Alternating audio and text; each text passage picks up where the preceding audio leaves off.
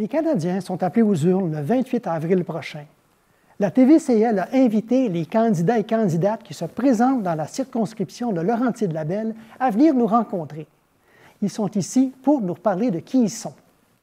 J'accueille maintenant M. Michel Noël de Tilly, qui est le candidat du nouveau Parti démocratique ici dans Laurentides-Labelle. Bonjour et bienvenue. Bonjour.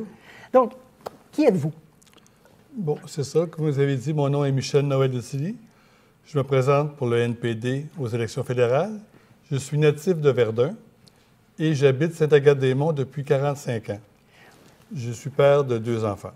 Vous avez été, je pense, physiothérapeute. On vous connaît un peu dans le système de santé ici. Oui, j'ai œuvré pendant 41 ans au CI3S des Laurentides, au pavillon Laurentien de Sainte-Agathe-des-Monts, comme physiothérapeute, donnant des soins à tous les types de clientèle. Donc, j'ai soigné beaucoup de gens qui venaient de la région ici, d'Arundel, de Huberdeau et des environs. J'ai formé le premier syndicat pour les professionnels de la santé en 1981. Et j'ai été délégué syndical toute ma carrière, puis premier président local de l'APTS. À ce moment-là, ça veut dire que j'ai été à l'écoute de mes collègues, puis j'ai défendu mes collègues tout au long de ma carrière. Pourquoi c'est important d'être syndicaliste, selon vous? Bien, c'est pour protéger les droits des travailleurs, pour aussi, disons, aider aussi à une meilleure communication avec la direction et à travailler en collaboration avec la direction de l'hôpital. Et on a pu faire de gros gains aussi pour la population. Vous avez aussi... Un exemple, excusez-moi, oui. Je pourrais vous dire, à un moment donné, quand j'étais au bouclier, le bouclier, c'est pour la réadaptation fonctionnelle intensive, la direction de l'hôpital voulait tout rapatrier au niveau de Saint-Jérôme et de Saint-Eustache. Nous, on s'est battus pour conserver un poste à Sainte-Agathe-des-Monts pour pouvoir aider la population de Mont-Laurier, de la population d'Huberdeau, population de Rivière-Rouge, à pouvoir avoir des soins près de leur localité. Vous avez aussi été coopérant en Haïti, je crois. Oui. Parlez-moi de ça. Qu'est-ce que ça vous a apporté de faire ça? Ça, de 2007 à 2018, j'ai été coopérant bénévole en Haïti où, durant mes congés annuels de l'hôpital, donc mes congés que je prenais au niveau vacances et aussi au niveau congés différés, ces choses-là, j'ai formé et enseigné à une classe de 25 techniciens en physiothérapie, collaborant directement avec eux sur le terrain. C'était la demande de religieuses lors d'un voyage antérieur qui m'ont demandé de créer un cours pour former les techniciens en physiothérapie en 2006-2007. Et ça n'existait pas en Haïti. Il y avait des coopérants, des fois, qui allaient, qui travaillaient, mais ils n'enseignaient pas à une classe formelle. C'est la première classe qui a existé en Haïti en physiothérapie, et ça avant le tremblement de terre. J'étais là quelques mois après le tremblement de terre. Et on a pu aider beaucoup au niveau des gens qui étaient handicapés suite aux secousses qu'il y avait eu, puis au danger qu'il y avait eu là-bas durant ce temps-là. Donc, vous arrivez avec ce bagage-là, toute cette expérience-là, oui. Puis vous voulez être député de la circonscription de Laurentides-Labelle. Qu'est-ce qui ferait de vous un bon député? Bien, j'ai toujours été vraiment intentionné envers les gens. J'ai toujours travaillé beaucoup auprès des populations, soit en Haïti ou dans les Laurentides. Et là, maintenant, à la retraite, je pourrais aider les gens à les représenter pour sauvegarder notre système de santé. On sait présentement, à cause que la droite prend de plus en plus de pouvoir en Amérique, et le discours est de privatiser de plus en plus notre système de santé comme notre système d'éducation. Donc, à ce moment-là, si on ne veut pas américaniser notre système canadien, il faut défendre, et le parti NPD, le nouveau Parti démocratique, est le parti idéal pour protéger ces valeurs canadiennes. J'étais pour vous demander pourquoi vous étiez engagé auprès du NPD. Oui, c'est ça. C'est parce que c'est le parti qui pouvait défendre nos valeurs au niveau du système de santé. Il ne faut pas oublier que le système de santé canadien a été poussé par le NPD en 1961 par Tommy Douglas, notre fondateur du parti.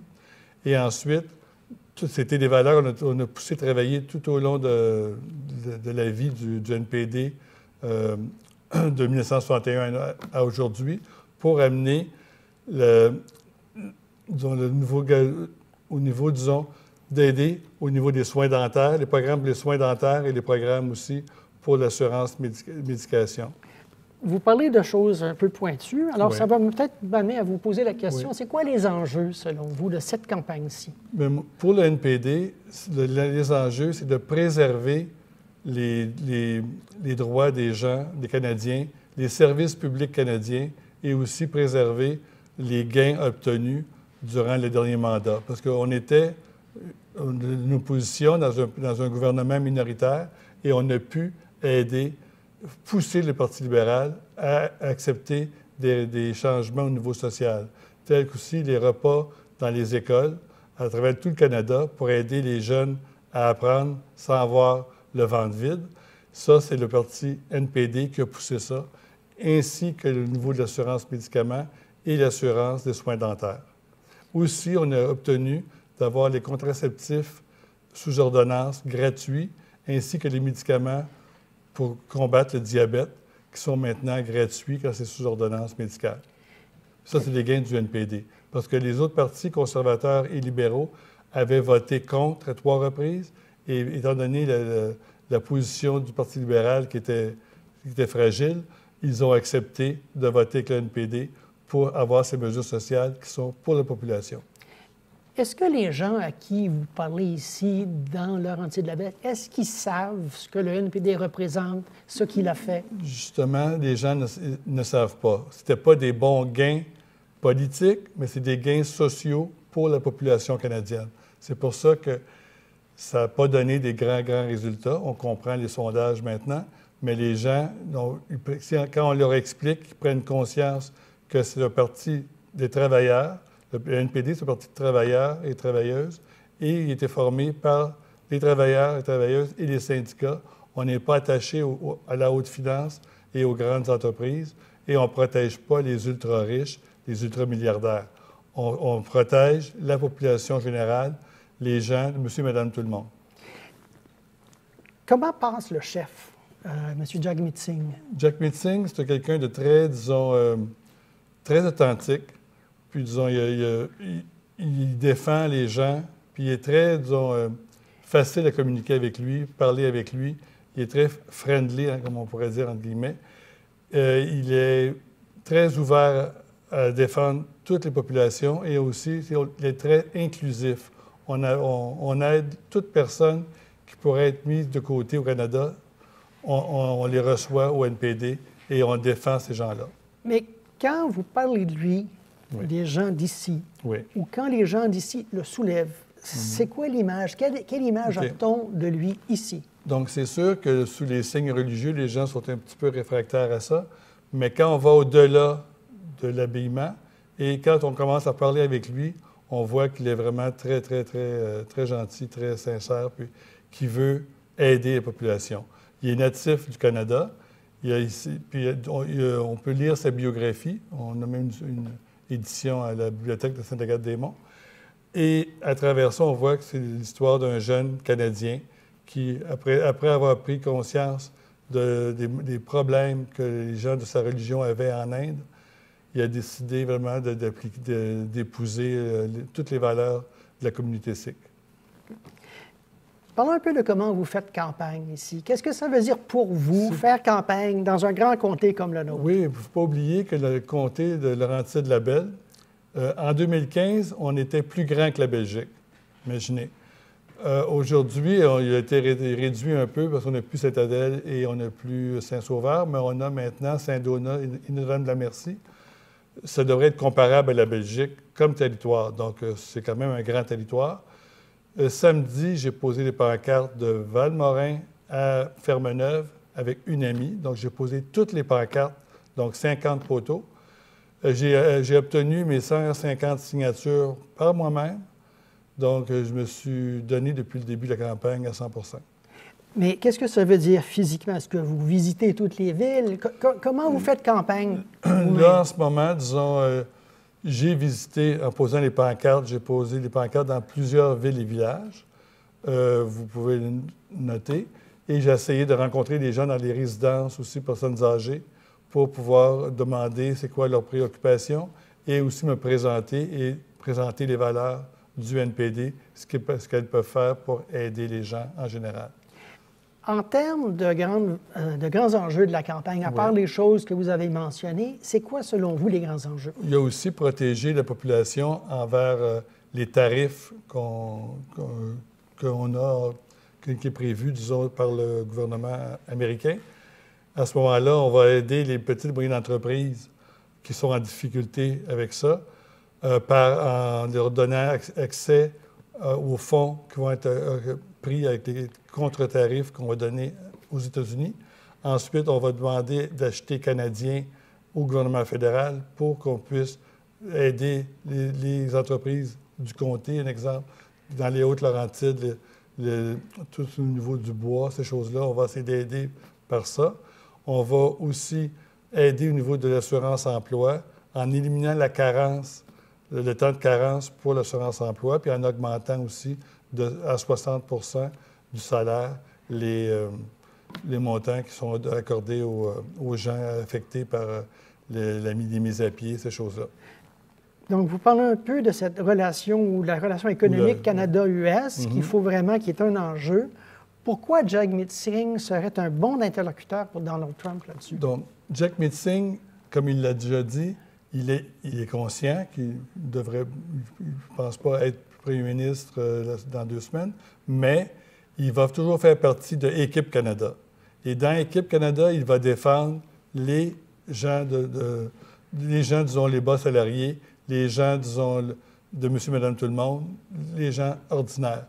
Parce que souvent, les grands partis vont défendre les investisseurs, les ultra-riches, ces gens-là, et les grandes entreprises pour pas qu'ils perdent trop d'argent. Mais nous, on défend la classe populaire, les gens, disons, qui ont besoin le plus possible, qui sont les plus fragiles vis-à-vis les menaces. Et est-ce que les gens d'ici le savent, ça? Bien, on le répète. Comme on vous dit, on n'a pas autant de... Au niveau des réseaux de télévision, ces choses-là, on n'a pas autant de couverture, mais on essaie, quand on a des opportunités comme vous nous donnez aujourd'hui, et je vous en remercie, de pouvoir partager notre message. Et on est ici pour se battre pour les gens. On est là pour vous. Je voudrais parler un peu de vos valeurs à vous. Oui. Vous, Michel Noël de Tilly, oui. Qu'est-ce qui vous anime? C'est quoi? C'est la justice sociale, c'est défendre contre le racisme, l'inclusion de tous les gens handicapés, les gens, disons, qui ont des problèmes. C'est ça. Parce que moi, j'ai eu un grave accident quand j'avais à peu près 16 ans. J'ai été immobilisé longtemps. Après ça, je me suis bien rétabli.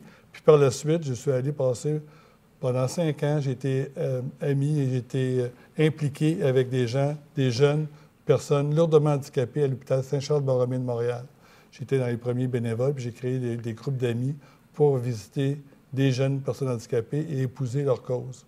Puis j'ai été même militant dans le temps pour le Comité provincial des malades, je ne sais pas si vous connaissez. J'en ai entendu parler, oui. Du temps de Claude Brunet, ces choses-là. Oui. Donc, j'ai été impliqué dès ma jeunesse auprès des gens déshérités, des gens qui étaient vraiment oubliés. Donc, c'est pour ça que j'ai toujours combattu. En Haïti, c'était comme ça aussi. C'est parce qu'en Haïti, les gens avaient besoin et des gens qui ont beaucoup de fierté, ils travaillent très fort, c'est des gens très, très courageux. Et ils avaient besoin d'aide un peu en leur transmettant les connaissances, et non pas moi à les soigner, mais c'était plutôt transmettre des connaissances pour qu'eux autres mêmes continuent à traiter les gens là-bas. Présentement, dans les techniciens que j'ai formés, plusieurs travaillent encore dans leur communauté à aider les gens handicapés et les gens avec des problèmes physiques. Donc, en conclusion, dites-nous quel message vous voulez laisser aux électeurs, aux gens qui s'apprêtent à aller voter. Donc, moi, je vous dis, une petite seconde, j'avais un petit texte ici. Tout au long de ma carrière, j'ai accompagné des gens dans leur réadaptation. J'ai partagé leurs craintes, leurs défis, leurs espoirs, leurs victoires. Je tiens à vous offrir mes services afin de vous représenter et vous défendre au Parlement pour que chacun ait droit à réaliser ses rêves, à vivre dans la dignité. C'est le moment de se serrer les coudes et de prendre soin les uns des autres afin d'affronter cette période de turbulence causée par le président Trump. On est plus forts ensemble. Parfait. Michel Noël de Tillier, je vous remercie. C'était le candidat du NPD. Je reçois aujourd'hui Mme Marie-Hélène Gaudreault, qui est la candidate du Bloc québécois et la députée sortante. Bonjour et bienvenue. Bonjour, merci beaucoup de l'invitation, j'apprécie. Donc, vous êtes en poste depuis 2019. Pourquoi vouloir vous représenter? Ça, c'est la question qui tue. En fait, j'ai eu une bonne discussion avec mes filles, justement, parce que j'ai des enfants âgés de 18 et 20 ans, dont ça va être son premier vote. Puis elle me posait la question, elle dit, « Maman, il me semble qu'on défend au maximum, puis qu'on essaie de faire le plus de changements possible. Et ce qu'on a vu dans les 5 dernières années, c'est qu'il y a eu 2 élections avant la fin du mandat. Donc, c'est la 3e élection depuis 2019. On dit, tu as vraiment le courage de poursuivre, dans le fond, la protection de nos valeurs quand tu le vois, comment ça se passe, parce qu'elles viennent me visiter à quelques reprises à la Chambre des communes. Puis je peux vous dire que c'est vrai que parfois, c'est digne d'un cirque. Donc, la question que je me suis posée, c'est est-ce que je me permets de rester à vivre ma vie personnelle et à regarder le spectacle passer ou au contraire, de continuer à m'investir quand, au final, il y a eu plusieurs gains dont j'en suis très fière. Donc, j'ai dit oui. C'est quoi ces gains-là, ces réalisations-là que vous avez vues depuis que vous êtes à la Chambre des communes? Donc, depuis 2019, évidemment, la pandémie est arrivée rapidement. Donc, moi, j'ai constaté qu'on a réussi à travailler dans un impasse incroyable avec la COVID. On a travaillé en collégialité. C'était un beau rêve parce que dès que la COVID s'est terminée, bien, évidemment, là, il y avait toute la reddition de comptes au sujet des sommes d'argent incroyables qui ont été injectées pour aider nos gens. Et il y a plein de mesures qui ont été profitables. Ceci étant dit, c'est que là que j'ai appris quand on était à temps plein à Ottawa, mais c'est 26 semaines par année, donc, et que là, tout le processus, l'obstruction, la partisanerie, l'ajout, dans le fond, de corridors a fait en sorte que j'ai développé mes stratégies, j'ai poursuivi, dans le fond, mon engagement et heureusement, il y a plusieurs projets de loi qu'on a non seulement déposés, mais qu'on a aussi modulés pour les faire passer. Je pourrais en faire une nomenclature, là. Ça peut être autant nos chasseurs. Choisissez-en 2 ou 3. Bien, en fait, tout ce qui a touché, il nous restait que la sanction royale pour offrir, dans le fond, aux gens qui ont une maladie grave. Et ça fait déjà là, plus de presque 2 décennies que le Bloc québécois était le principal proposeur pour s'assurer que les gens, est-ce normal qu'encore aujourd'hui, on a réussi à avoir un gain de cause à 26 semaines, mais est-ce normal que quand on a une maladie grave, on ne pouvait pas, puis on ne peut toujours pas avoir le même nombre de prestations que quelqu'un qui a perdu son emploi? Donc, la force des choses a fait en sorte que nous sommes rendus à 26 semaines. Donc, c'est exactement la même chose que les prestations de compassion qu'une personne au chevet d'un proche puisse avoir. Et donc, la pression qu'on a faite, on n'a pas réussi à avoir le 50 semaines parce qu'il manquait la sanction royale. Et en 2021, vous savez ce qui s'est passé, prorogation, puis on repart en élection. Et je pense que le public, ils doivent savoir que quand on dissout le Parlement, il y a eu toutes les étapes qui sont, pour certains, franchies. Mais il y en a qui ne sont pas complétées. Et ça fait en sorte que l'ensemble des projets de loi tombent au feuilleton. Alors, quand on va recommencer, dès, je l'espère, le plus rapidement possible en juin, bien, qu'on puisse reprendre où on en était. Force est d'admettre que si un projet de loi nous convenait pas, bien que ça peut être une proposition de nous ou le nouveau Parlement va faire en sorte qu'on doit redéposer et refaire la mécanique qui dure de façon globale à peu près 1 an et demi. Fait que ça, il faut que les gens soient au courant. Ça prend du courage, ça prend de la détermination et ça prend aussi l'envie de changer au final. Donc, Assurance-emploi, on a modulé, en fait, pour les permis d'armes parce que c'était banni à la totalité avec une liste d'un registre où même un agent de la Sûreté du Québec allait s'y perdre. Donc, on a réussi à faire la modification pour que la chasse sportive ne soit absolument pas atteinte. Puis la proposition qu'on a faite, imaginez-vous, on a dit, au lieu d'avoir une liste d'épiceries, on va y aller avec la force de l'arme, c'est-à-dire en termes de joules et aussi ce qu'on utilise, dans le fond, pour notre chasse sportive. Et en termes de déception, parce qu'il doit y en avoir depuis que vous êtes là, donne une déception ou deux? Bien, la première, ce que je vous disais, c'est la lourdeur du processus qui est légitime, soit, mais que quand on recommence et que je dis aux gens, c'est comme on contrôle, alt, delete, là, on ne peut pas dire ça, là, mais moi, je vous le dis, c'est ça qui est difficile parce que souvent, ce qui n'est pas achevé, on doit le recommencer. Et je donne un exemple, la gestion de l'offre. Et ça a été une atteinte à la démocratie. Puis les gens doivent le savoir que la majorité des parlementaires étaient en faveur de protéger, en fait, la qualité de nos produits.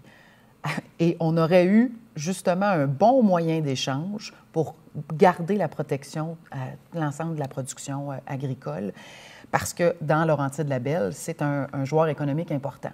Donc, il y a ça. Et ça a été bloqué au Sénat, c'est ça? Absolument, c'est 2 sénateurs qui ne sont pas des élus, qui ont décidé d'étirer le temps jusqu'au moment où, vous le savez comme moi, Justin Trudeau a donné sa démission et ensuite proroge le Parlement et en est suivi la dissolution. Et attendez, les aînés, encore aujourd'hui, on nous dit comment vous allez pallier à faire face à la menace de Trump. Parce que je peux vous le dire que Trump nous a volé pas mal notre élection. On parle de la crainte plutôt de ce qu'on devrait faire. Et pour moi, c'est inacceptable que la discrimination qui est faite auprès de nos aînés de 65 à 74 ans, parce qu'à 75 ans, ils ont droit à une augmentation qui est aussi minime, soit peu, de 10 %. Puis malheureusement, ça a tombé au feuilleton. Donc, vous pouvez comprendre que présentement, il n'y a pas une journée où quelqu'un qui se situe entre 65 et 74 ans me dise « Lâchez pas parce que c'est inacceptable. Comment on va faire pour y arriver avec le coût de la vie et l'inflation? » Vous avez soulevé Trump. Est-ce que c'est l'enjeu principal de la campagne? Bien, force est de constater que Trump prend puis je vais l'appeler Donald Trump, le président Trump, prend beaucoup, beaucoup de place. C'est-à-dire que les sujets sont davantage sur comment on va réagir à une négociation. Puis là, il faut comprendre qu'une négociation, ça ne durera pas 4 ans. Puis il faut aussi comprendre qu'après un an et demi, vous savez comme moi là, que tout est imprévisible, mais qu'il y a des comptes à rendre dans les prochains mois, bien que la vie va se poursuivre. Et c'est pour ça, puis je vous remercie qu'on puisse parler de comment on voit notre vision d'avenir, notre protection de ce que nous avons. Puis notre rôle, en fait, au Bloc québécois, bien, vous le savez, c'est pas je ne serai jamais ministre et surtout pas première ministre. Nous ne serons pas au pouvoir, mais tout le pouvoir que le Bloc québécois a, bien, c'est une garantie de protection. Parce qu'au final, et ce qu'on souhaite énormément, puis moi, je dis à mes citoyens, ça fait des milliers que je rencontre depuis quelques semaines, bien, vous savez, là, les élections, qui sera le premier ministre, c'est vraiment le Canada, les Canadiens qui vont déterminer qui sera le premier ministre. Si la tendance se maintient, je pense que l'Ontario, mais en avance, vous voyez comme moi ce qui se passe sur le terrain, M. Carney. Donc, une fois que ça, c'est fait, on va conjuguer avec un nouveau premier ministre. Mais ceci étant dit, qu'en est-il si nous ne sommes pas protégés?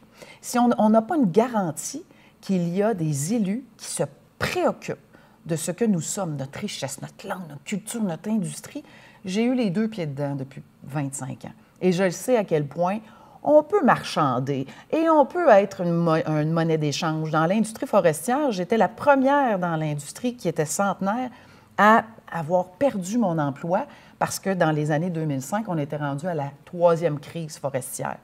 Alors, l'inéquité de nos argents qui sont envoyés via nos impôts à Ottawa versus qui redescendent particulièrement dans les provinces qui, eux, sont prestataires de différents services, que ce soit le logement social, que ce soit la santé, l'éducation, on pourra en faire une grande liste.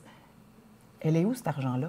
Bien, elle va aider d'autres industries, dont, je dois vous le dire, à coups de milliards, où les pétrolières de l'Ouest ont fait 38 milliards de gains en 3 ans, mais on continue à les subventionner. Okay. On va parler un peu de la circonscription ici de Laurentides-Labelle. Pas tout à fait la même, on a fait quelques redécoupages depuis. Qu'est-ce qui a été changé, au fait? Bien, d'ailleurs, je vais essayer d'être concise parce que j'étais sur le comité de la procédure et vice-présidente des procédures et des affaires de la Chambre. Donc, tout le processus de redécoupage, évidemment, j'en ai fait partie et ça a duré plusieurs mois. L'objectif, en fait, c'est de s'assurer que le quotient, le nombre d'électeurs, puisse être d'une équivalence d'à peu près 100-108 000 $. Et là, dollars? J'ai dit dollars, hein? On parle tellement de dollars, puis tarif contre tarif d'individus, d'électeurs. Donc, on s'est bien rendu compte que dans les Laurentides, bien évidemment, il y a eu un mouvement démographique très important. Donc, Laurentides-Labelle, comme on dit, on explosait le nombre.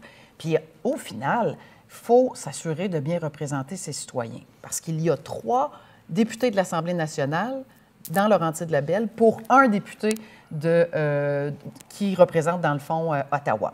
Donc, nous étions à 43 municipalités et toute la partie des pays d'en haut. Je peux les nommer les 6. On commence avec Sainte-Anne-des-Lacs, Saint-Sauveur, Piémont, Sainte-Marguerite-du-Lac-Masson, l'Estérel et Sainte-Adèle sont dorénavant dans la nouvelle circonscription des pays d'en haut. Et, dans le fond, Laurentides-Labelle se retrouve avec 39 municipalités, dont 2 nouvelles, c'est-à-dire Saint-Donat et Notre-Dame de la Merci, qui est dans la MRC de la Mathémédia, qui est Lanaudière, mais qui a un attachement depuis toujours. Comment on fait campagne dans une circonscription de cette taille-là? Bien, premièrement, il ne faut pas avoir peur de faire la route. Je suis présentement à la mi-campagne et j'ai plus de 7000 kilomètres de fait. Et je suis heureuse de dire que je le fais avec ma voiture électrique. C'était une promesse que j'avais faite à mes électeurs en 2021. Donc, je peux vous dire où sont les bornes et l'efficacité et tout. Donc, c'est une grande planification. Et en amont, il faut être sûr d'être en bonne santé parce qu'on rencontre des gens qui sont inquiets, des gens qui ont besoin de connaître qu'est-ce qu'on va défendre et qu'est-ce qu'on a fait aussi. C'est important. Souvent, quand on parle de notre bilan, les gens vont nous dire, bien, vous critiquez. C'est pas une critique. Il faut le voir sur qu'est-ce qui a été fait et qu'est-ce qui n'a pas été fait. Donc, évidemment, c'est l'occasion de leur expliquer les rouages. Et tantôt, vous me parliez de déception. Bien, une des grandes déceptions, c'est le processus que nous avons à la Chambre des communes où on a la grande Chambre des communes, où on va finir nos projets de loi, mais à travers toutes les étapes d'un projet de loi, il y a un comité permanent. Et ça, je l'appelle la petite chambre des communes. Et c'est là qu'on étudie. Et c'est là qu'on donne l'aval pour la dernière étape pour passer au vote. Et saviez-vous quoi? C'est que parfois, bien, il y a un parti qui ne veut absolument pas que le projet avance. Donc, la Chambre des communes, comme stratégie, quand on vous offre le droit de parole, comme si vous me donnez le droit de parole, je peux parler de façon illimitée. C'est pas ça qu'on va faire aujourd'hui, j'en conviens. Donc, j'ai vécu de l'obstruction, autant avec le scandale de We Charity, autant avec l'ingérence étrangère chinoise, on a réussi, et ça, c'est grâce à nous, d'avoir une commission d'enquête indépendante avec Mme la juge Hogg, qui a donné, en fait, ses résultats.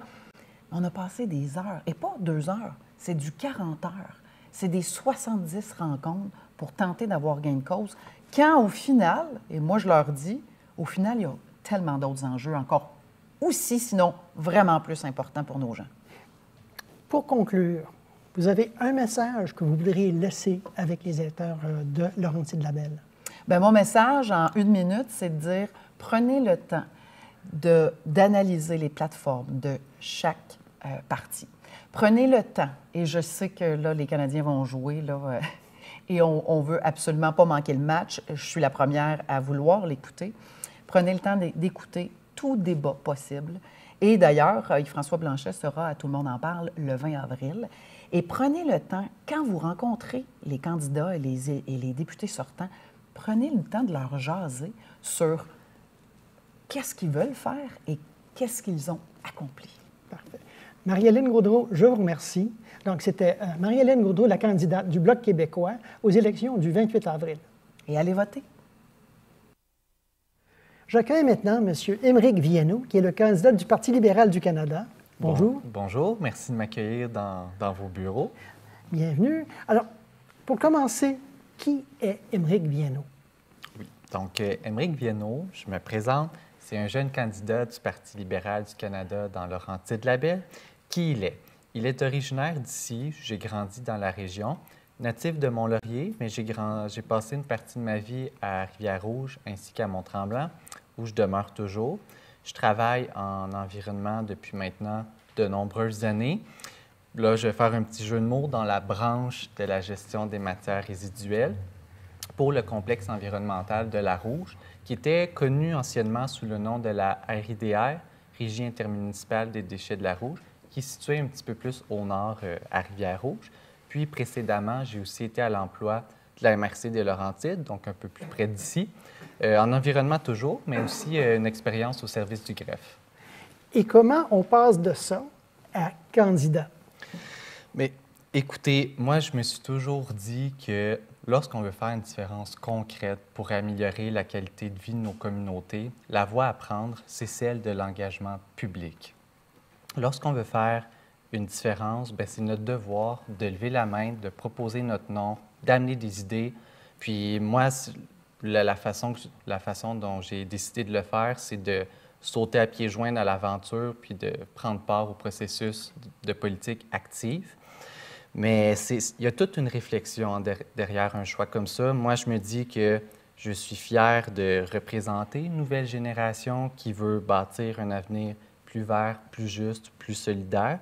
Puis si je me présente, c'est parce que je crois que les jeunes ont leur place en politique, et ce, pas seulement en tant qu'électeurs, mais aussi en tant que décideurs, puisque c'est nous qui portons l'avenir entre nos mains. Pourquoi le Parti libéral? Le Parti libéral, pour moi, ça a toujours été un vecteur de changement politique qui représente un peu ma valeur intrinsèque d'un progressisme modéré, centriste. Le Parti libéral propose un programme sérieux qui est centré sur les gens.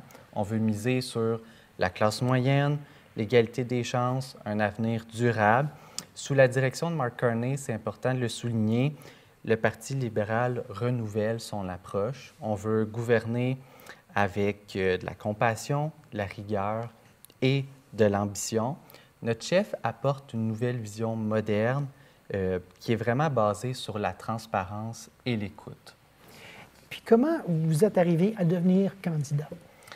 C'est un processus interne avec le parti, mais moi, c'est sûr que j'ai mis de l'avant que je travaille dans le monde municipal depuis que j'ai 18 ans. Je suis quelqu'un qui vient vraiment du coin. On sait qu'en région, les gens n'apprécient pas quand c'est des candidats qui sont parachutés de l'extérieur. Je connais un peu les rouages du monde politique municipal, peut-être un peu moins la scène fédérale, mais je suis là pour apprendre. On passe à travers un processus d'entrevue pour le parti. On doit aller chercher des nouveaux membres aussi pour les faire adhérer. Il y a une petite partie aussi qui concerne le financement. Donc, c'est propre à chaque parti, mais en résumé, c'est celle du Parti libéral. Mais dans votre cas, c'est une démarche que vous avez faite pour signaler votre intérêt? L'intérêt a toujours été là parce que j'ai toujours été féru de politique. Puis c'était vraiment comme une passion que je portais en filigrane de ma vie quotidienne. J'avais pensé faire des études en politique. Finalement, j'ai bifurqué de voie puis j'ai choisi l'environnement. Mais la passion puis l'envie ont quand même toujours été là. Mais je vous avoue que c'est quelqu'un qui a été soufflé mon nom, si on veut, aux oreilles du parti. Puis ensuite, ça a progressé comme ça à travers le processus. Qu'est-ce qui ferait de vous un bon député? Émeric Viano, je pense que sa plus grande force, c'est vraiment d'être à l'écoute. Puis ça, pour moi, c'est la pierre angulaire du rôle d'un député. Il faut, pour bien défendre nos intérêts à Ottawa, se lever en chambre, puis expliquer aux ministres les réalités de notre région. Bien, avant tout ça, il faut prendre le temps de discuter avec les gens, d'entendre leurs doléances, leurs plaintes vis-à-vis du gouvernement fédéral pour bien saisir les enjeux. Puis, Puis ça, pour moi, bien, le rôle de député, c'est d'être la voix de ces commettants à la Chambre des communes. Puis comment on peut l'exercer de la meilleure façon, ça repose sur l'écoute qu'on peut avoir pour nos citoyens. À part l'écoute, vous avez véhiculé les messages. Vous devez avoir des choses vous-même que vous voulez réaliser en tant que député. Ça serait quoi? Moi, c'est sûr que mon bagage est en environnement, donc je suis vraiment fier du bilan du Parti libéral. Je travaille en gestion de matières résiduelles, donc l'interdiction de certains plastiques à usage unique, nous, ça a complètement changé la donne pour donner un levier aux municipalités, pour regarder l'avenir à travers le prisme d'une vision plus éco-responsable. Moi, c'est sûr que ce que j'entends, les échos du monde municipal, par exemple, pour ce qui est la juridiction en lien avec les plans d'eau, parfois c'est un peu un casse-tête. Puis là, il y a les municipalités qui se mettent de la partie, le gouvernement provincial, le gouvernement fédéral. Ça, pour moi, je crois qu'on devrait être ouvert à peut-être voir si on pourrait délaisser certaines compétences à d'autres paliers de gouvernement qui sont plus près de la réalité concrète des gens. Parce qu'on le sait, Ottawa, c'est un peu loin là, du quotidien des gens. Moi, c'est sûr qu'au niveau personnel, si je pouvais aller chercher des avancées en environnement, que ce soit d'autres interdictions de certains plastiques à usage unique ou des avancées en lien avec les énergies propres, je ne vous cacherai pas que ça ferait mon bonheur. Personnellement, c'est ce à quoi je tiens. Puis, il y a d'autres choses comme les plus grandes questions, mettons, chômage, logement, tarifs. Vous, comment est-ce que vous vous insérez dans ce débat-là? Bien, notre circonscription ici, on le sait qu'il y a un secteur touristique très important. Souvent, ces emplois-là sont saisonniers. On sait que c'est des gens qui sont à risque d'aller demander du chômage. Je crois qu'en ce moment, plus que jamais, c'est le rôle de l'État de protéger les entreprises puis les travailleurs pendant une période très difficile de turbulence économique. C'est pour ça qu'on a proposé une série de mesures pour faciliter l'accès à l'assurance emploi, puis pour aider les entreprises à faire face au contexte actuel. Je peux les énumérer rapidement. Délai de carence pour l'assurance emploi, assouplissement des règles relatives à la cessation d'emploi, report du paiement des impôts des sociétés, etc. Puis en lien avec les tarifs, bien, écoutez, on l'entend partout. Il y a vraiment un climat anxiogène qui règne en ce moment au Canada. Donc, c'est de se dire qu'à l'heure actuelle, on a vraiment besoin d'un capitaine de navire qui va être ferré, puis qui va avoir les deux mains serrées sur le gouvernail pour nous guider à travers cette tempête-là, parce que c'est pas juste théorique, ce débat-là, ça vient toucher vraiment concrètement les gens dans leur panier d'épicerie, le coût du logement, je veux dire, le coût de la vie, puis toutes les perturbations économiques, c'est tout entrelié. Donc, comment un peu... C'est quoi l'enjeu, en fait? Est-ce que c'est ça l'enjeu, cette notion-là de réaction aux États-Unis? Est-ce que c'est l'enjeu principal? Tout à fait. Je ne vous cacherai pas que depuis le déclenchement des élections, je suis à la rencontre des électeurs, que ce soit en faisant du porte-à-porte, des appels. Puis l'éléphant dans la pièce, c'est notre relation avec nos voisins du Sud. Écoutez, les Américains, il faut les voir comme des partenaires, des amis, parfois même de la famille, mais en ce moment, avec leur administration, on fait face à tout un beau défi, puis c'est ça qui crée vraiment une angoisse, une panique dans la population, puis pour moi, c'est l'enjeu de cette élection. Est-ce qu'après 10 ans au pouvoir, les libéraux ont encore assez d'énergie et de nouvelles idées? Parce que ça fait quand même un bout de temps, même s'il y a un nouveau chef, le parti est là depuis une dizaine d'années. Oui, moi je suis convaincu qu'on a toujours l'énergie, puis c'est pour ça qu'on peut choisir par exemple des nouveaux visages qui sont jeunes puis qui débordent d'énergie, mais en ce moment on a besoin aussi d'être rassuré, je crois, puis à Ottawa on sait qu'on a une équipe solide, on peut penser à certains ministres du cabinet qui sont des poids lourds, les Québécois francophones comme Mélanie Joly, Stephen Guilbeault, François-Philippe Champagne. Les gens voient le travail qu'ils font avec les États-Unis. Les avancées qu'ils sont capables d'aller chercher.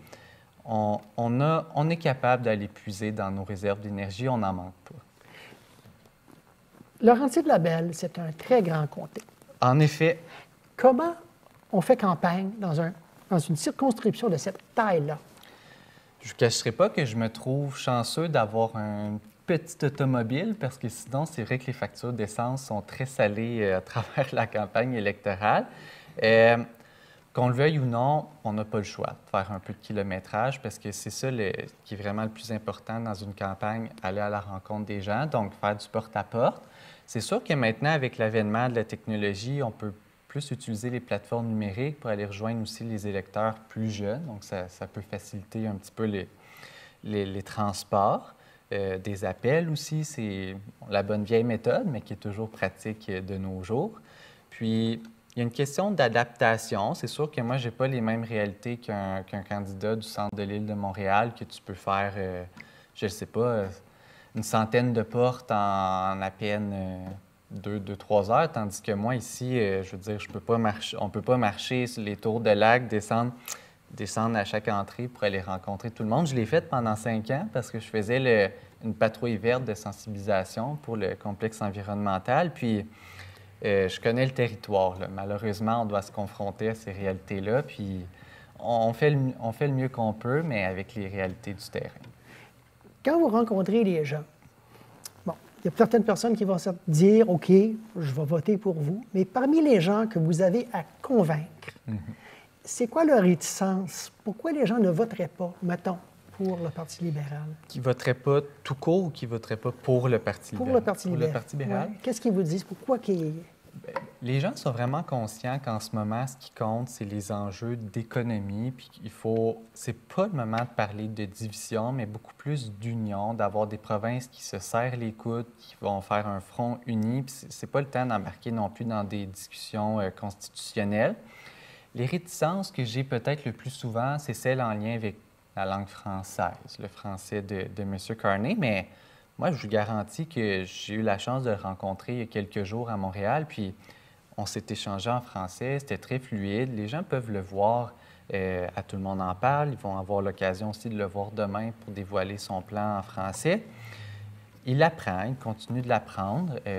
On sait notre belle langue française, parfois, n'est pas toujours facile à apprendre en un claquement de doigts, mais les gens comprennent que la crédibilité puis l'expérience de notre chef, elle est là, puis ça demeure qu'il est capable d'exprimer son message pour les Québécois. Donc, j'ai confiance. Parfait. À part votre background, un peu de où vous avez travaillé, etc., si on voulait vous connaître, vous, quelles sont vos valeurs? Quelles sont les valeurs qui vous tiennent à cœur, vous, personnellement? Les valeurs d'égalité, les valeurs d'environnement. Je suis quelqu'un qui a toujours... Je suis pas quelqu'un qui parle très fort, mais je suis quelqu'un qui prend vraiment toujours le temps d'écouter les autres. Puis je suis sûr qu'à travers toutes nos divergences, on peut toujours obtenir un consensus. Puis à la Chambre des communes, c'est un peu comme ça que je le vois. Parfois, il y a des députés qui vont s'élever au-dessus de la partisanerie pour faire avancer des projets communs, que ce soit, par exemple, en lien avec la violence faite aux femmes ou des enjeux comme ça, où on est capable de se dire, en ce moment, on ne s'attaque pas, on travaille tout le monde main dans la main, puis on fait avancer des dossiers importants. Moi, c'est comme ça que je me vois, comme quelqu'un qui aime la coopération entre tout le monde. Comment faire face à quelqu'un qui ne pense pas de la même façon? Un autre député ou un autre parti qui ne penserait pas comme ça? Je crois qu'il faut essayer de leur faire voir, peut-être leur apporter une nouvelle vision, de se dire, parfois on est tellement concentré avec notre carcan autour de nous de candidats de partis politiques ou de députés qui sont élus à la Chambre des communes, on doit les retirer puis se dire, est-ce qu'on peut voir l'envers de la médaille? Puis ça, moi, personnellement, ça me rejoint beaucoup de se dire, un enjeu en particulier, tu as toujours deux façons de le voir, du positif, du négatif. Donc, c'est vraiment de s'écouter, prendre le temps de s'écouter, puis ensuite de voir comment on peut peut-être trouver un terrain d'entente, mais on ne se fait pas d'illusions, ce n'est pas une utopie. Parfois, on n'y arrive pas non plus. Parfait. En 30 secondes, un message que vous voulez laisser aux électeurs. Je dirais aux électeurs qu'en ce moment, ce sont vraiment des élections historiques, que c'est un moment charnière de l'histoire du pays, où c'est l'intégrité même de notre territoire qui est en jeu. Puis la question de l'urne, c'est vraiment de se dire qui serait la meilleure personne pour se présenter devant M. Trump, se battre pour nous, défendre nos intérêts nationaux, mais par ricochet, ça nous touche, nous aussi, dans Laurentides-Labelle. Parfait. Merci, M.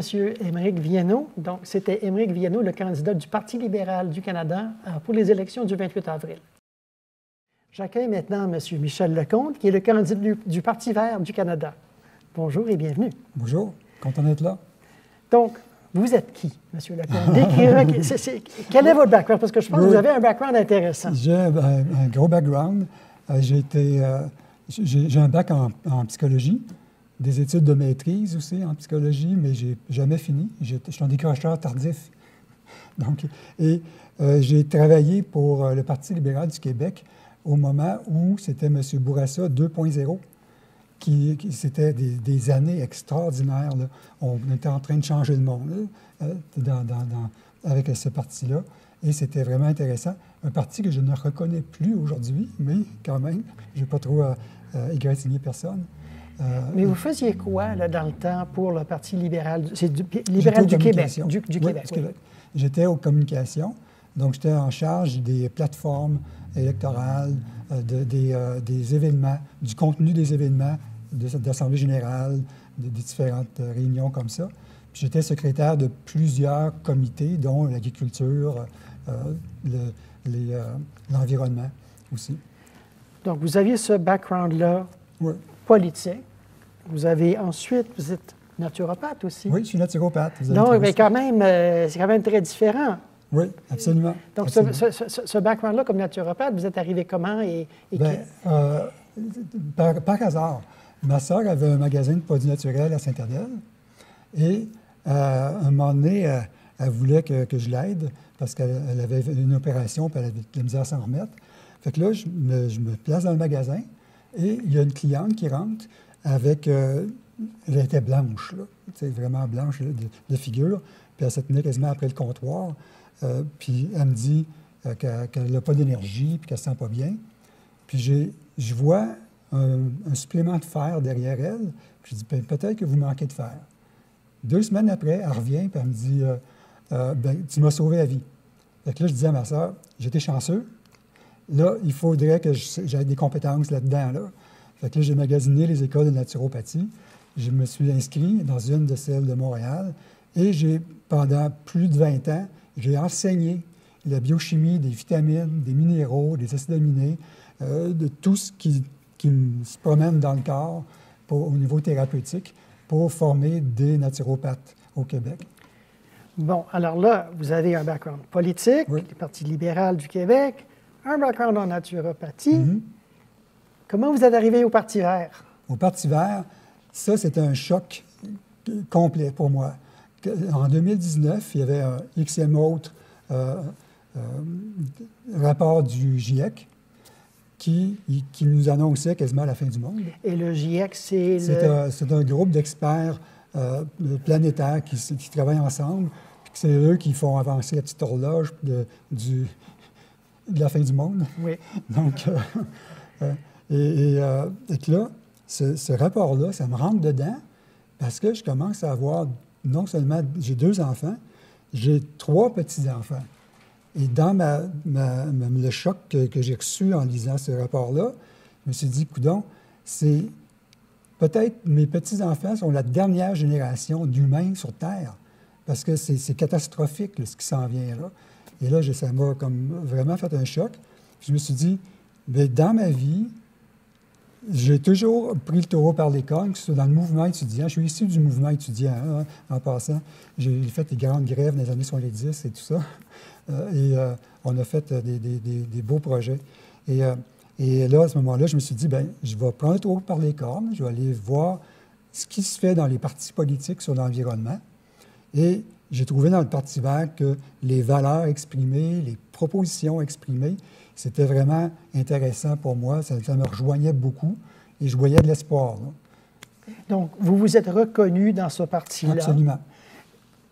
Mais c'est une chose que de se reconnaître dans un parti, mais de là à militer et devenir candidat, oui.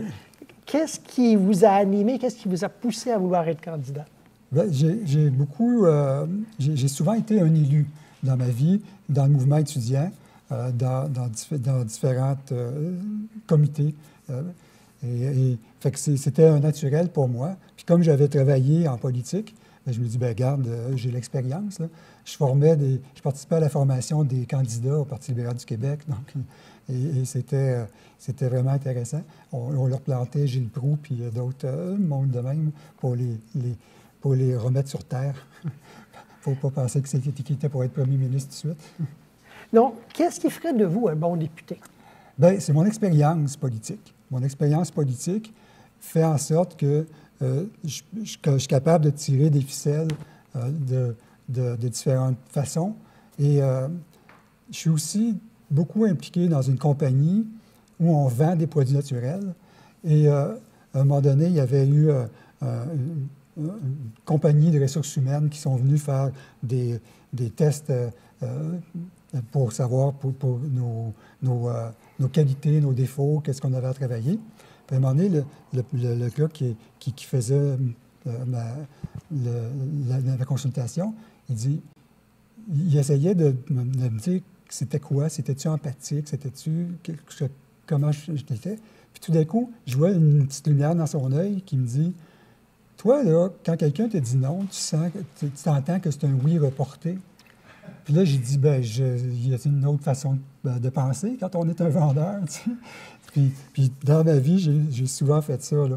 Des fois, même une cliente à Québec, des fois, je rentrais dans son magasin, je dis, Yolande, qu'est-ce que je peux te vendre aujourd'hui, tu sais? Puis juste, on faisait des blagues à ça, mais ça marchait.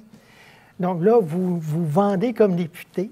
Mais le Oui. député du Parti vert, qu'est-ce qui fait que le Parti vert serait un bon choix dans les circonstances actuelles?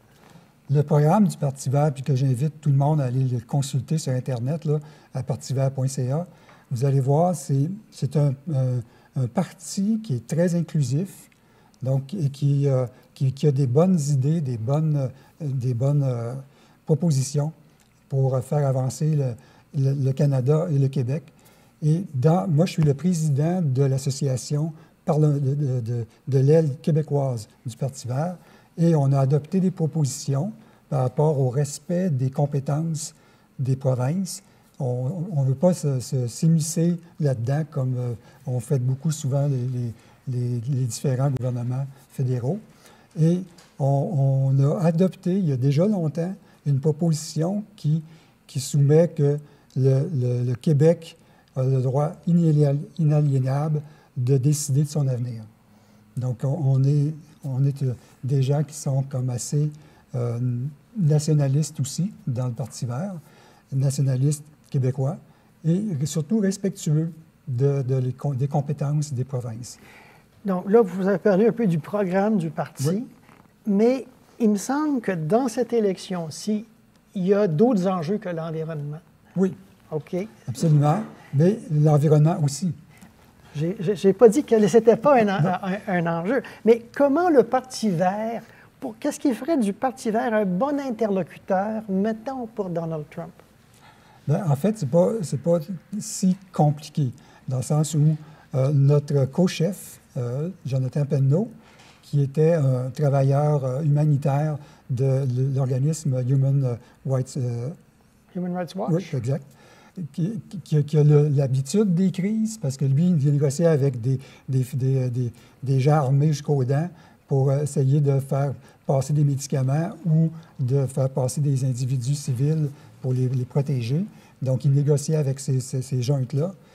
Fait que lui, c'est vraiment un bon chef pour nous, qui est appuyé par Elisabeth May. On a recréé comme Québec solidaire 2 co-chefs. Donc, on a adopté cette proposition-là dans la dernière année et ça fonctionne très bien. Ils sont complémentaires, les deux, et on a hâte de les voir en action au Parlement. Je voulais savoir comment vous faites campagne. C'est une grande circonscription. Oui, c'est immense. Alors, comment vous faites campagne? J'ai fait beaucoup de porte-à-porte au début de la campagne. J'ai été voir les citoyens dans différentes municipalités de la circonscription. Et là, on commence, dans le dernier sprint, à jouer avec les réseaux sociaux. Donc, on investit dans les réseaux sociaux pour rejoindre les gens, pour que le message passe. Donc, dans les principales choses qu'on met en lumière, des éléments du programme du parti qui sont comme il n'y aura pas d'impôt à payer pour toutes les personnes qui gagnent 40 000 $ et moins. Et puis, pour toute l'habitation, la SH, la Société canadienne d'habitation. L'hypothèque et le logement, oui. Oui, c'est ça. Dit que un ménage ne devrait pas consacrer plus que 30 % de son revenu pour le loger. Et à ce moment-là, tout ce qu'on veut faire comme habitation abordable, on va voir que ça va toujours être 30 % du revenu du ménage qui va s'appliquer comme loyer et non pas de faire des rénovictions puis de faire doubler les loyers rapidement. Quand vous rencontrez des gens, que vous leur parlez, puis les gens peuvent bien vous dire « on serait intéressé à voter vert, mais ». C'est quoi le « mais »? Qu'est-ce qui empêche les gens de voter vert? Bien, oui, c'est une bonne question. Parce que dans mon porte-à-porte, surtout dans la partie plus au nord, comme à Nouméningue, où j'habite, les gens me souhaitaient toute bonne chance. Puis j'ai vu des jeunes familles qui étaient vraiment intéressées à voter pour moi. Puis même, à un moment donné, j'ai été voir la base de données du Parti vert dans ma circonscription. Il y a plein de monde qui ont adhéré au Parti vert. Puis je les ai appelés un par un. Et puis, ces gens-là, il y en a un qui m'a dit « Hey, j'arrive juste du vote par anticipation, puis j'ai été voté pour toi. » Oui, mais les gens qui disent « j'aimerais, mais oui. » qui hésitent, pourquoi ils hésitent? Pourquoi ils hésitent? Par peur. Par peur de ce qu'il y a maintenant. Peut-être peur que ce soit pire dans le futur. Mais je leur dis, avec Trump, là, ce qu'on peut faire, c'est de répliquer là où ça fait mal. C'est-à-dire qu'on n'a pas besoin de jouer au matamor puis de réenchérir sur les tarifs, sur les surtarifs et tout ça. On peut juste dire aux États-Unis, bien, regarde, excusez, mais les métaux rares qu'on prend pour faire des chips dans votre téléphone, là, on bloque ça. Puis là, à un moment donné, ils vont se réveiller. Puis c'est quoi le meilleur argument que vous avez trouvé pour convaincre les gens de vous appuyer? L'expérience que j'ai. J'ai aussi été directeur général des Papillons de Nouméningue, qui est un organisme sans but lucratif, qui est un camp de jour pour autistes, puis différents niveaux de problèmes cognitifs. Oui. Ouais. Donc, fait que c'est ça. Fait que j'ai un bon CV. En fait, j'ai été sur le comité consultatif aussi de l'environnement de la municipalité de Nouméningue. Vous avez parlé un peu de votre background. Si vous aviez à utiliser un ou deux mots pour vous décrire qu'est-ce qui vous allume, ce serait quoi? Bien, ce qui m'allume, c'est les défis. Et dans mes compétences aussi, vu ma formation en psycho, j'ai une bonne écoute. Et une bonne écoute au Parlement, ça sert une bonne écoute avec les électeurs. OK. Puis comment ça se traduit au Parlement, ça? Ça se traduit avec la volonté de tout faire pour améliorer le sort des gens.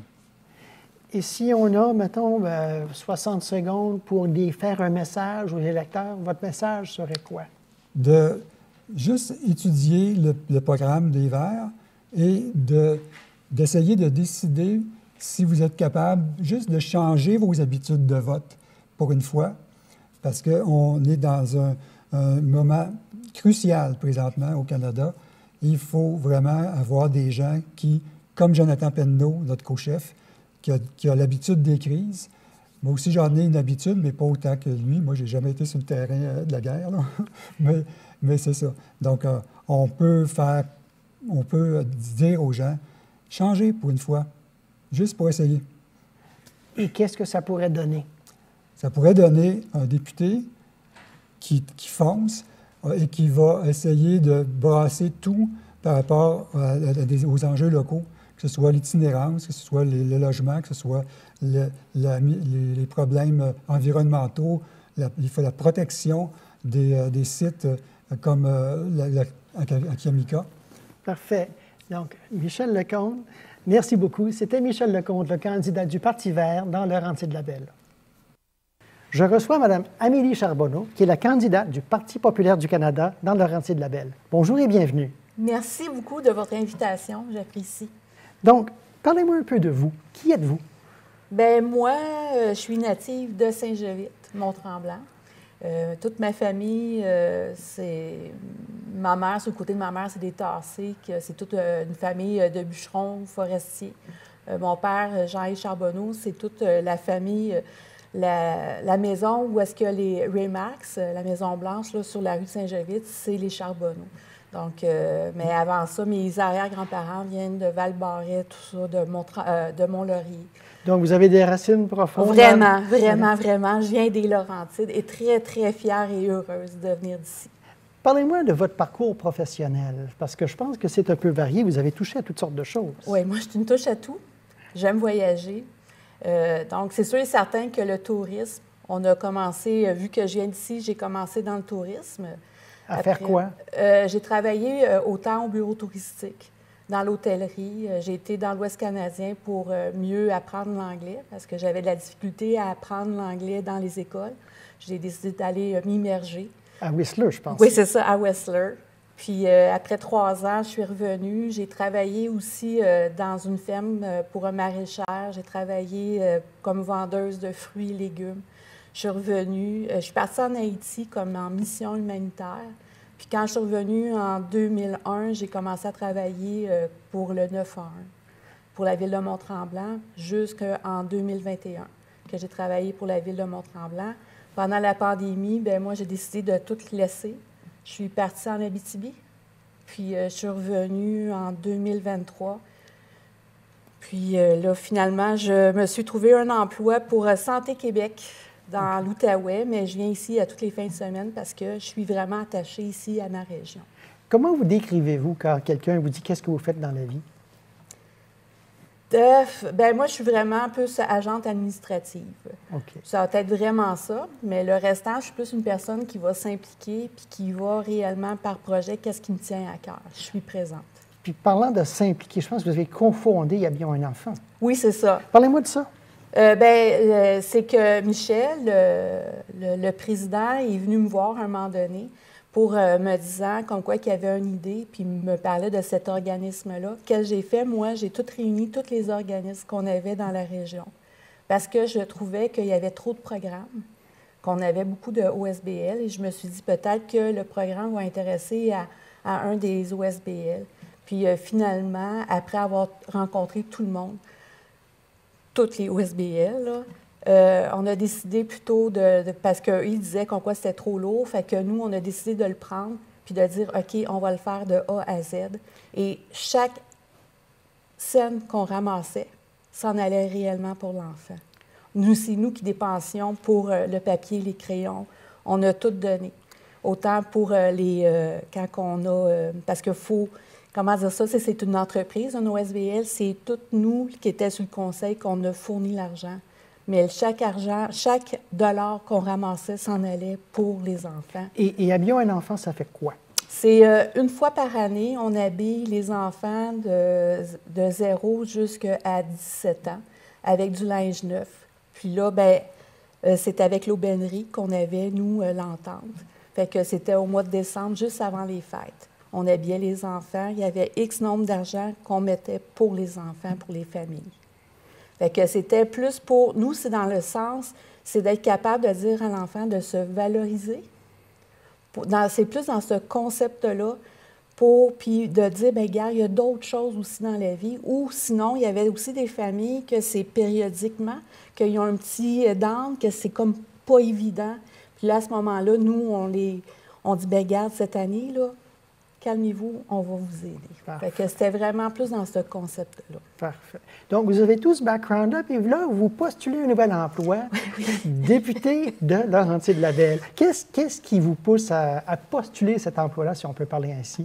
Bien, moi, c'est vraiment l'année passée, quand j'ai appris que la Banque du Canada, on n'avait plus d'or, que le gouvernement avait tout vendu l'or de notre banque.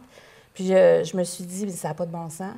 On a un taux d'inflation incroyable, plus de pouvoir d'achat. J'ai dit non, il faut faire quelque chose. Moi, je veux m'impliquer. Et qu'est-ce qui ferait de vous une bonne représentante au Parlement fédéral? Bien, moi, je vais vous dire, c'est plus au niveau de la population ici dans les Laurentides. C'est de représenter la population pour, après ça, aller au gouvernement puis de voir qu'est-ce que je peux faire avec la population pour la population. Moi, c'est de même que je vois mon rôle. Okay. C'est sûr et certain que oui, pour le Parti populaire, nous, on a des lignes de parti parce que déjà, là, justement, au niveau de l'argent, là, de dire, OK, nous, on dit que dans la première année, on est capable de ramasser 60 milliards, j'ai de la misère, 60 milliards pour économiser qu'est-ce que le gouvernement présentement donne là, à la mondialisation pour que la population, après ça, l'autre année, puisse commencer à payer moins d'impôts. Fait que ça va aider la population. Mais moi, pourquoi j'ai décidé de m'impliquer, c'est réellement ça, pour qu'on ait un meilleur pouvoir d'achat, puis avoir des meilleurs logements, parce que ça n'a pas de bon sens, là. En l'espace de 5 ans, comment que les loyers ont monté. Quels sont, par exemple, vous payez, parce que j'étais pour vous poser la question sur les enjeux, vous en soulevez un enjeu. C'est réellement ça. Oui, OK. Donc, c'est quoi la solution selon vous? Bien, au niveau des loyers, c'est qu'il y a une très grande demande de loyers. Fait que présentement, c'est pour ça que les loyers ont augmenté. On beau me dire c'est la main-d'œuvre et tout ça, là, mais les loyers ont vraiment augmenté drastiquement. C'est vraiment au niveau de l'immigration aussi, parce qu'il y a beaucoup, je pense l'année passée, il y a 1,5 million d'immigrants qui est rentré dans le pays. Fait que c'est vraiment avoir un moratoire pour qu'on puisse être capable d'avoir un petit peu, de sortir les immigrants qui sont sans papier ici. Parce que, comme moi, je travaille avec des immigrants qui ont payé très cher, puis c'est les premiers à me dire, Amélie, nous, on a payé. On a fait bien des choses pour s'en venir au Canada, puis on voit du monde, là, qui sont ici, puis qui n'ont pas rapport au Canada. Fait que, puis là, c'est ça, je disais, bien, oui, nous, on veut faire un moratoire pour vraiment, on doit sortir ceux qui n'ont pas d'affaires ici, rééquilibrer le pays, puis en même temps, ça va avoir moins d'impact sur nos logements pour avoir une baisse de loyer aussi. La demande, elle va être moins grosse. Fait que ça, c'est la première chose. Pour eux, après ça, bien, c'est sûr et certain que pour les impôts, pas pour la première année, mais c'est peut-être plus pour la deuxième année, puis tout ça, que là, on va avoir une baisse d'impôts, puis ça va être vraiment une baisse d'impôts qui va être, pas dire, OK, cette année, c'est ça, puis l'autre année, bien, c'est plus ça, là. C'est réellement qu'elle soit tout le temps équilibrée, là. Parfait. Puis comment percevez-vous, vous-même, on peut parler du parti éventuellement, mais vous-même, ce qui se passe aux États-Unis par rapport au Canada en ce moment? Bien, moi, je suis Canadienne. Fait que qu'est-ce qui se passe? Je trouve juste ça dommage qu'on parle beaucoup des États-Unis. Oui, OK, on peut parler de qu'est-ce qui se passe au niveau de nos prix. C'est sûr et certain qu'on veut s'asseoir avec eux autres parce qu'on n'a pas le choix. C'est notre voisin, puis il faut qu'on s'assoie avec. Mais le restant, c'est sûr que lui va travailler pour les États-Unis. Nous, il faut qu'on travaille pour nos Canadiens, là. C'est sûr qu'on le diabolise ou pas, là, par rapport, parce qu'on va parler de M. Trump, là, bien, on va parler juste du fentanyl. Même s'il y a juste 1% qui ont été capables d'aller chercher à la frontière, nous, il y en a que ça se fait au Canada. C'est la GRC qui disait qu'il y avait 4100 familles qui connaissaient, puis qui géraient ça. Mais ça, c'est nos Canadiens aussi là, qui ont un impact. Là. C'est plus au niveau du Canada. On peut-tu parler de nos Canadiens? De qu'est-ce qui se passe ici au Canada? C'est plus ça. OK. Donc, vous, c'est vraiment de se concentrer sur ce qui se passe ici pour oui, nous. Je trouve tellement qu'on ne se concentre pas par rapport à qu'est-ce qui se passe. On n'a pas trop d'infos. On a de l'information, mais il faut réellement gratter pour dire, bien, qu'est-ce qui se passe? Juste pour être... on commence juste à comprendre comme quoi qu'entre les provinces, on a c'est différent. C'est plus facile avant de faire affaire avec les États-Unis que faire affaire avec les autres provinces. C'est pas normal, là. On est au Canada, on devrait être capable de faire affaire entre nos provinces. Parfois, c'est les barrières... les barrières, c'est pas tarifaires, mais c'est les barrières interprovinciales. C'est ça. Parlons un peu de votre campagne. Comment faites-vous campagne? C'est très difficile. Parce que moi, je suis bénévole, je travaille à l'extérieur en semaine en Outaouais. Donc, c'est les fins de semaine, je fais ce que je suis capable de faire. Je pensais d'aller plus sur les réseaux sociaux. C'est sûr que je rencontre du monde aussi. Mais c'est comme le peu de temps que j'ai, c'est qu'est-ce que moi je suis capable de faire. Quand vous rencontrez les gens, qu'est-ce que les gens vous disent? Que je suis courageuse de m'en aller en politique. C'est réellement ça, parce que le monde, puis en même temps aussi, il y a beaucoup de monde qui disent « ben moi, je ne veux pas voter ». Ça, j'ai resté oui? surprise, oui. Comment vous leur répondez? Bien, les premières, puis encore là, j'ai beaucoup de difficultés. Je me dis, bien, on est au Canada, on a la chance de pouvoir voter, de choisir qui qu'on veut. Puis, c'est comme, essayer d'avoir plus d'informations. J'ai de la difficulté à concevoir que le monde aime plutôt chialer, mais ils ne veulent pas s'impliquer. Puis pour moi, aller voter, c'est une façon, dans la démocratie, de s'impliquer, d'être capable de dire, bien, regardez, voici qu'est-ce que moi je veux. En fait, c'est la formule de base. Oui, c'est ça. C'est la formule de base. Donc, c'est ça. Vous entendez souvent ça? Oui. Oh, que si. Énormément. Puis, encore, vous n'avez pas... Est-ce que vous arrivez à les convaincre quand vous leur parlez de ça? Bien, le monde me regarde, puis je les laisse aussi parler parce que je pense que le monde, ils ont besoin d'évacuer. Ils ont un manque de confiance aux instituts maintenant.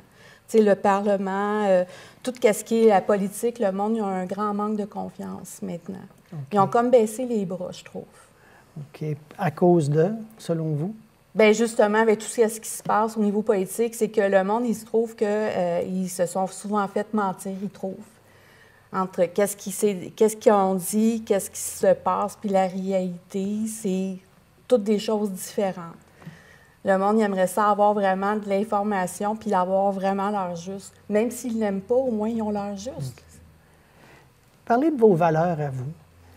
C'est quoi les valeurs qui vous animent, vous, les choses qui vous animent? L'intégrité. Être intègre dans qu'est-ce qu'on est. Ça, c'est vraiment important. Puis moi, la liberté. D'être libre, ça, c'est d'avoir le choix de décider qu'est-ce que je veux faire, mais en respectant aussi la personne, mon voisin. C'est important. Mais c'est ça. C'est quoi les limites de liberté? Parce qu'il y en a. Oui, mais c'est la limite, c'est justement lorsque ça manque de respect aux voisins, là, on n'est plus libre. C'est d'être capable d'être libre, de dire, comme moi, j'ai une façon de penser. Mais, tu sais, je vais l'exprimer. Mais puis c'est juste de dire, OK, je m'exprime sans être dans la vulgarité ou ces affaires-là, sans être violente pour que vous vous sentez attaqué ou ces choses-là. Ça, pour moi, c'est vraiment important. Parlons du Parti populaire. Est-ce que c'est vous qui êtes allé vers eux ou c'est eux qui sont venus vers vous? C'est moi. OK. Oui, c'est moi qui ai été. Pourquoi? Qu'est-ce qui vous a interpellé dans ce parti-là? Bien, c'est parce que moi, je voulais absolument prendre action. De dire, je peux pas être assis sur mon sofa juste à chialer. Je dois faire une action. J'ai pas le choix. Puis là, j'ai regardé puis je cherchais des candidats, mais j'ai dit pourquoi pas. Je vais y aller. À quel point on vous appuie? Est-ce que vous avez des gens qui vous aident à faire campagne?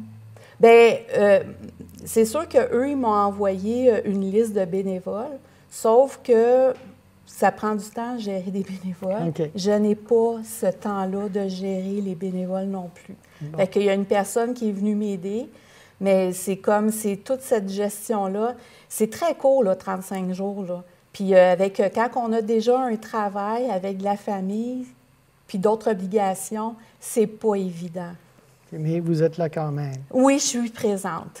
Donc, rapidement, mettons en 30 secondes à peu près, avez-vous un message à laisser, un dernier message aux électeurs? Bien, moi, tout simplement, qu'est-ce que je veux? Je veux avoir quelqu'un ici, une candidate, qui soit présent pour la population, puis que la population s'assure qu'il soit bien représenté au Parlement. Et donc, vous croyez... Hein? Oui, c'est moi. C'est vous? Vous êtes convaincu? Oui. Bien, si je n'ai pas d'autre travail que c'est mon travail principal, c'est réellement moi.